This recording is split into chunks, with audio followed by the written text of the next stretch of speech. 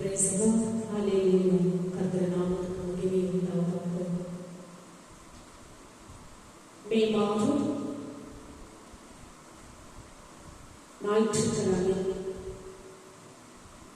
26ஆம் தேதி கர்த்தர் நம்மை நம்மை காத்து வழிநடத்தியதற்காக அவருக்கு நன்றி செலுத்தி நாம் அனைவரும் உள்ளத்தின் ஆழத்திலிருந்து அவரை நாம் துதிக்க வேண்டும். இந்த ஞாயிற்றுக்கிழமை என்பது நமக்கு கடன் திருநாள். கர்த்தர் இந்த ஓய்வு நாளை நமக்கு கடைபிடிக்க கட்டளையிடுகின்றார். நாம் அப்படியாக அனைவரும் நாம் அவருடைய கூடாரத்திற்கு தேவாலயத்திற்கு சென்று கொண்டிருக்கின்றோமா என்று சிந்தித்து அவருடைய பிள்ளைகளாகிய வாழ்ந்து கொண்டிருக்கும் நாம் அனைவரும் இந்த ஞாயிற்றுக்கிழமையை நாம் அவருடைய கூடாரத்திற்கு அவருடைய ஆலயத்திற்கு நாம் சென்று கொண்டிருக்கின்றோமா என்று சிந்தித்து நீங்கள் நானும் இந்த நாளில் ஆண்டவருடைய வார்த்தைகளை கேட்டு அவருடைய திருவிருந்தில் பங்கு கொண்டு அவருடைய ஆசீர்வாதத்தை பெற்றுக்கொண்டு நாம் அனைவரும் ஒவ்வொரு நாளும் அவருடைய பாதையில் நாம் செல்ல வேண்டும் என்று கர்த்தர் நம்மை அழைத்திருக்கின்றார். இந்த வசனம் 2ஆம் நாளாகவும் 16ஆம் அதிகாரம் 9ஆம் வசனத்தில் தம்மை பற்றி உத்தம இருதயத்தோடு இருக்கிறவர்களுக்கு தம்முடைய வல்லமையை விளங்க பண்ணும்படி கர்த்தருடைய கண்கள் பூமி எங்கும் உலாவிக் கொண்டிருக்கின்றது. நமக்கு என்ன விதங்கள் எல்லாம் உதவலாம் என்று பல வழிகளை தேவன் தேடுகிறார் என்பதை அறிந்து கொள்வது எவ்வளவு பெரியது என்று எண்ணி பார்க்க வேண்டும்.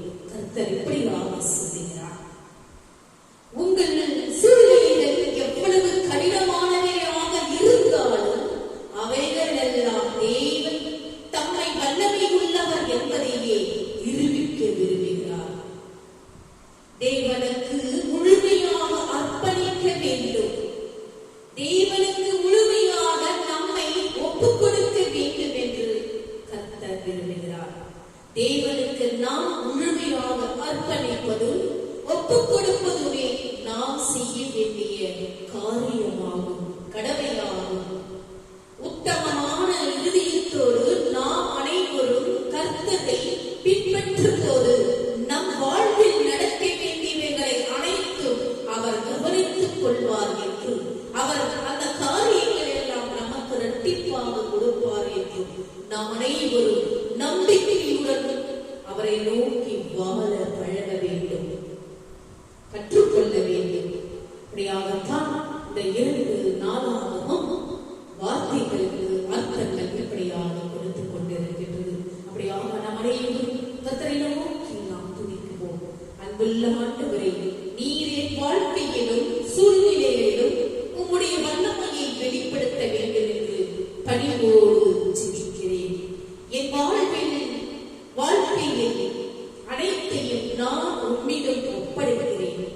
என் வாழ்வில் உம்மால் மட்டுமே செய்யக்கூடியவைகளை எனக்கு நீர் செய்யும்படி மிகுந்த மனத்தாழ்மையுடன் உம்மை நான் வேண்டுகிறேன் என்று இந்த நாளில் நாம் அனைவரும் கர்த்தரை நோக்கி துதித்து இந்த நேரத்தில் நாம் அவரை பாடி மகிழ்வோமாக.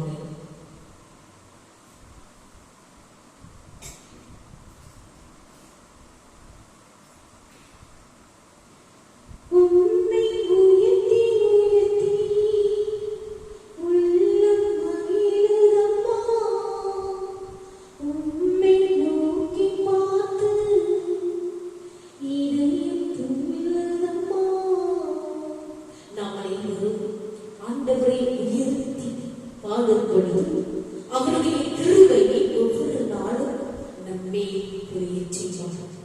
அவர் நம்மை ஒவ்வொரு நாளும் அவருடைய இரத்த கோட்டையில் மூடி மறைத்துக் கொள்வார். ஒவ்வொரு நாளும் நம்மை அவர் கண்ணின் மணி போல நம்மை காத்து வழிநடத்துவார். அப்படியாக நாம் அனைவரும் அவரை துதிக்கும் பொழுது அந்த துதியை பாடல்களை நாம் பாடி வழியிடும் பொழுது கர்த்தர்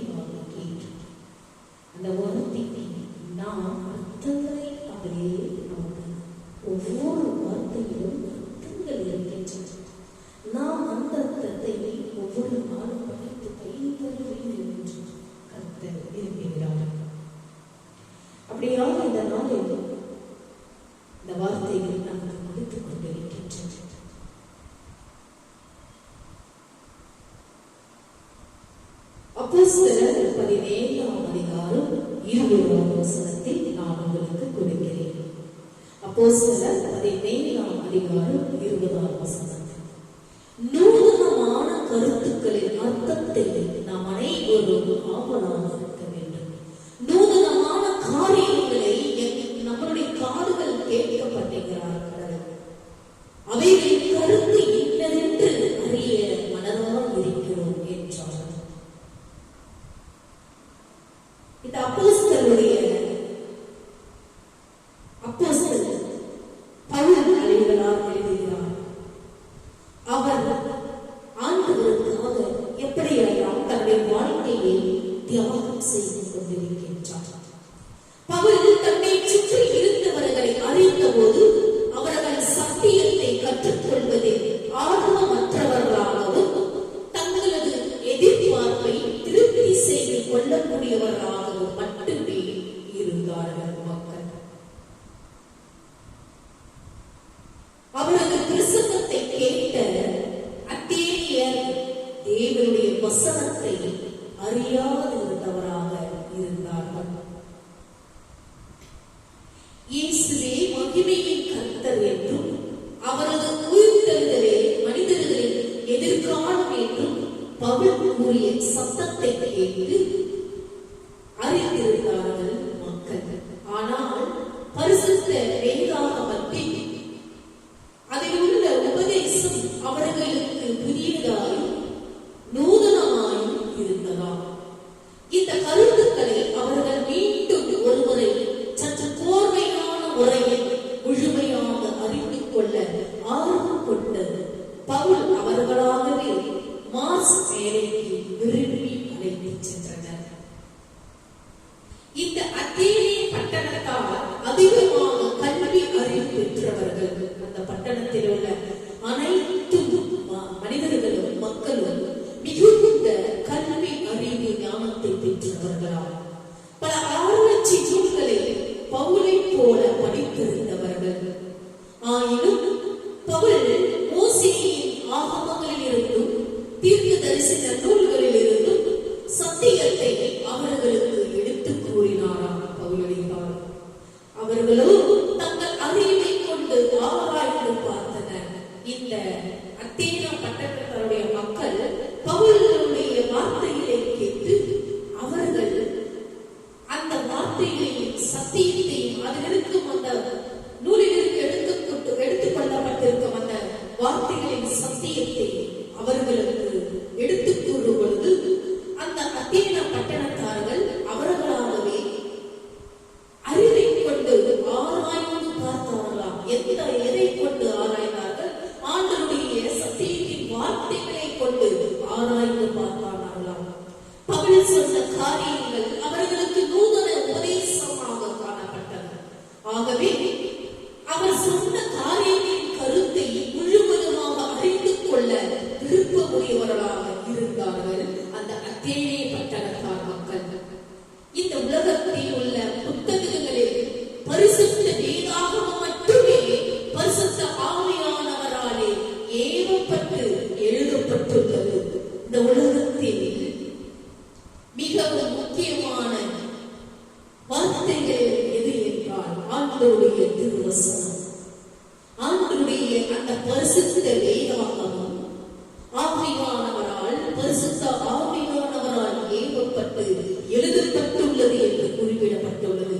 வேத புத்தகத்தில் மட்டுமே தேவனை பற்றிய வெளிப்பாடு முழுமையாக சொல்லப்பட்டிருக்கிறது என்று இந்த வேதாகமத்தில் அப்படியாக இருந்து கொண்டிருக்கின்றன. இந்த அத்தேனே பட்டணத்தால் ஜனங்கள் பல்வேறு தத்துவங்களையும் அனுபவங்களையும் அறிந்திருந்தாலும் அவர்கள் பரிசுத்த சத்திய வார்த்தைகளை அந்நியராய் இருந்தார்கள். அந்த ஜனங்கள் அனைவரும் அந்த பரிசுத்த சத்தியத்தின் வார்த்தைக்கு அந்நியராகவே இருந்தார்களாம். உலக ஞானம் தேவனுக்கு முன்பாக பைத்தியமாய் இருக்கிறது. இந்த உலகத்தில் நாம் அனைவரும் வாழ்ந்து கொண்டிருக்கும் இந்த உலகில் நாம் ஞானத்தின் நம்முடைய ஞானத்தின் அந்த அறிவின் சத்தியத்தை எப்படி நாம் இந்த உலகத்தில் நாம் எடுத்துக்கொண்டு வாழ்ந்து கொண்டிருக்கின்றோம். தேவனுக்கு முன்பாக நம்முடைய ஞானத்தை அனைத்தும் பைத்தியமாய் இருக்கிறது என்று 1 கொரிந்தியர் தெளிவாக போதிக்கிறது. அதனால்தான் நான் உங்களுக்கு சொல்கிறேன், வேதத்தை தினந்தோறும் படித்து பயிர்ப்பீர்கள். அந்த வேதத்தின் வார்த்தைகளில் ஜீவன் உள்ளது, சத்தியம் உள்ளது.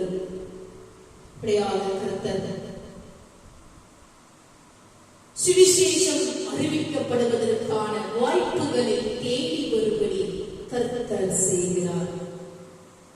அவருடைய வார்த்தைகளை அறிவிக்கப்பட வேண்டும். அந்த வாய்ப்புகளை நாம் அனைவரும் தேடி வர வேண்டும் என்று கர்த்தர் விரும்புகிறார். எதிர்பாராத வேண்டுகோள் பவுலின் முன் வைக்கப்பட்டவுடன் பவுல் அதை ஏற்றுக்கொண்டது போல நாம் அனைவரும் எப்பொழுதும் எந்த நேரத்திலும் இந்த சுவிசேஷத்தை அறிவிப்பதற்கு நாம் அனைவரும் ஆயத்தமாக இருப்பது அவசியம் என்று நமக்கு தெளிவாக பவுலடிகளார் இப்படியாக நமக்கு இந்த வார்த்தைகளை கொடுத்துக் கொண்டிருக்கின்றார். உதாரணமாக, எடுத்துக்காட்டாக, அடுத்த ஓய்வு நாளிலே இந்த வசனங்களை தங்களுக்கு சொல்ல வேண்டும் என்று புறஜாதியார் வேண்டிக் கொண்டார்களாம். அப்பொழுது பவுலடிகளாரால் படித்து பாருங்கள். அப்போஸ்தலர் 13ஆம் அதிகாரம் 42 வாசித்து பாருங்கள். ஆண்டவரே ரட்சிக்கப்படுவதற்கு நான் என்ன செய்ய வேண்டும்? அப்போஸ்தலர் 14ஆம் அதிகாரம் 30ஆம் வசனத்தில் வாசித்து பாருங்கள். பவுல் உடனடியாக பதில் கொடுத்தார். எப்படி? இயேசுவின் முன்மாதிரியை நமக்கு கொடுக்கின்றார். சமாரியர் அவரிடத்தில் வந்து தங்களிடத்தில் தங்க வேண்டும் என்று அவரை வேண்டிக் கொண்டார்கள். அந்த சமாரியர்கள் யாரை? பவுலடிகளார். அவர் 2 நாள் அங்கே தங்கினார்.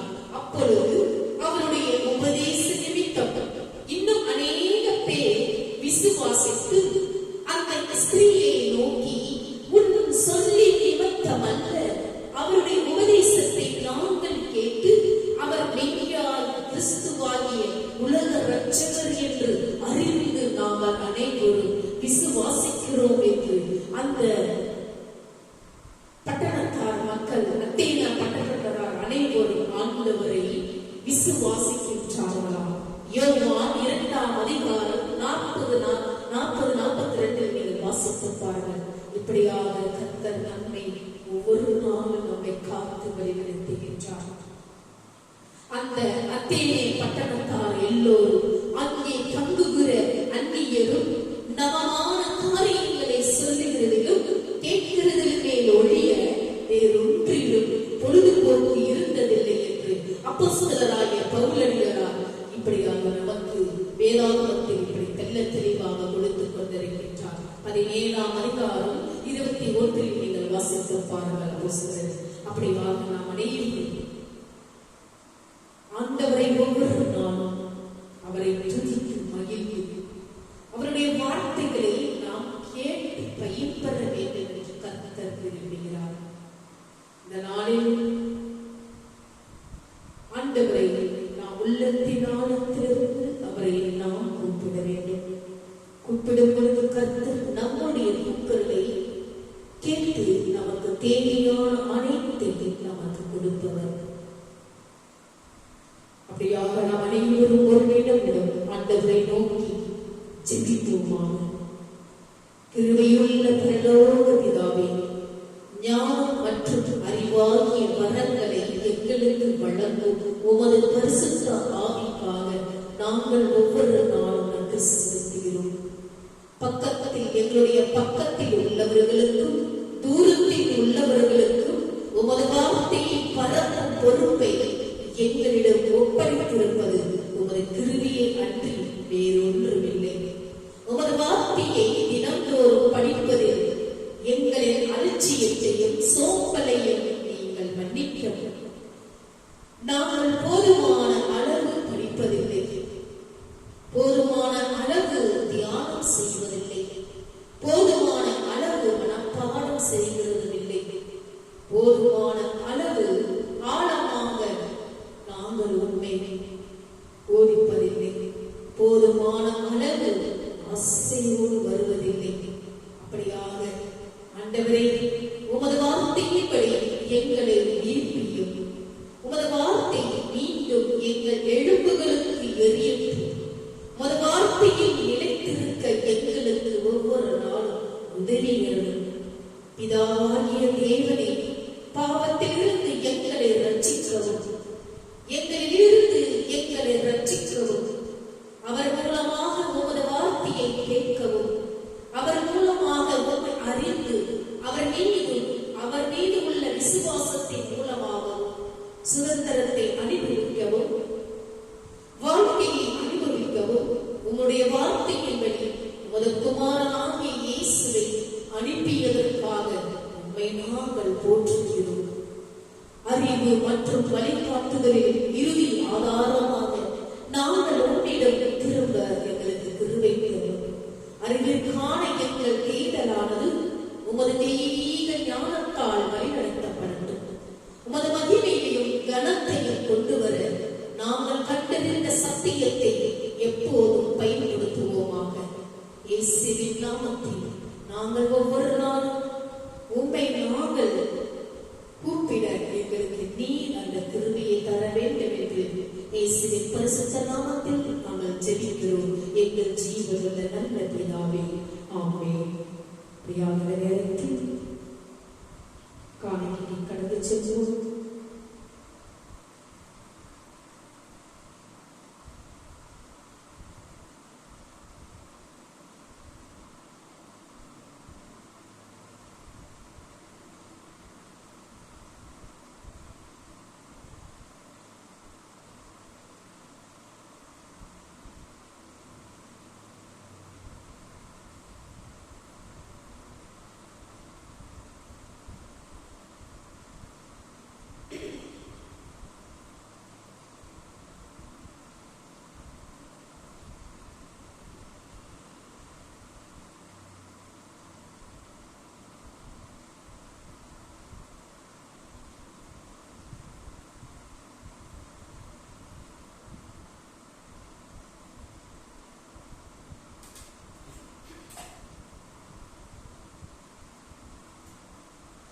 இறைவா, இந்த காணிக்கையை ஆசீர்வதித்து புனிதப்படுத்தி ஆவியிலும் உண்மையிலும் உமக்கு உகந்ததாக செய்கிறது.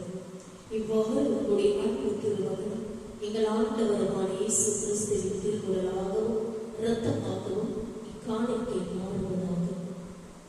அவர் தாம் பாடுபடுவதற்கு முந்தின நாள் வணக்கத்துக்குரிய தம் திரு கைகளில் அப்பத்தை எடுத்து வானோக்கி கண்களை உயர்த்தி எல்லாம் உள்ள இறைவன் தம் தந்தையுமாகி உமக்கு நன்றி செலுத்தி வாழ்த்துவது அப்பத்தை எடுத்து தம் சீடர்களுக்கு அளித்து அவர் கூறியதாகும்.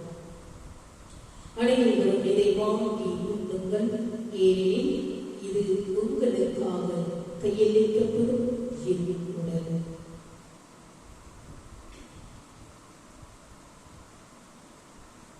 அவனமே உணவருந்திய பின் மகிமை மிகுந்த கிண்ணத்தை வணக்கத்துக்குரிய தம் திருக்கையில் எடுத்து மீண்டும் உமக்கு நன்றி செலுத்தி வாழ்த்துரைத்து தம் சீடர்களுக்கு அளித்து அவர் கூறியதாவது: அனைவரும் இதை வாங்கி பழுகுங்கள், ஏனெனில் இது புதிய நித்திய உடன்படிக்கைக்கான என்றது. இது பாவ மன்னிப்பு பெற்று உங்களுக்காகவும் எல்லாருக்காகவும் சிந்தப்படும். இதை என் நினைவாக செய்யுங்கள். நம் அனைவரும் ஒருமனப்பட்டு அவருடைய திரு ரத்தத்தை உட்கொள்ளும் பாக்கியவான்களாக பாக்கியவானியாக நம் அனைவரும் ஒருமனப்பட்டு ஒன்று சேர்ந்து அவருடைய திருவிழத்தை பங்கு கொள்வோமாக.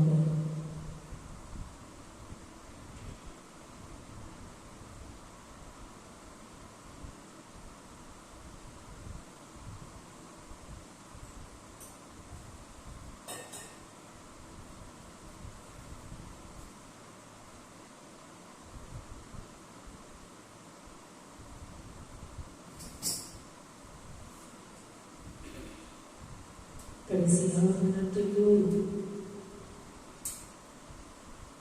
அவரை நாம் துதித்து பாடும் பொழுது நம் கண்ணீரை துடைப்பவர். கர்த்தருக்கு காத்திருப்போர் ஒருபோதும் வெட்கப்பட்டு போவதில்லை.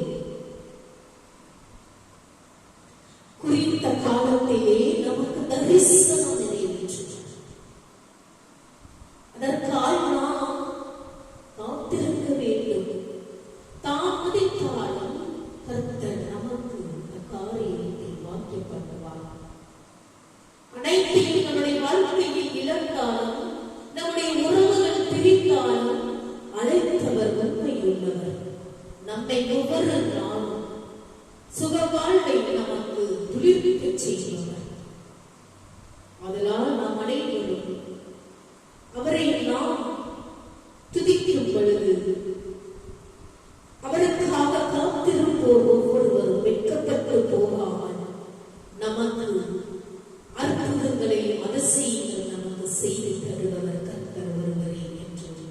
இந்த நேரத்தில் நாம் இந்த பாடல்களை பாடி துதிப்போமாக.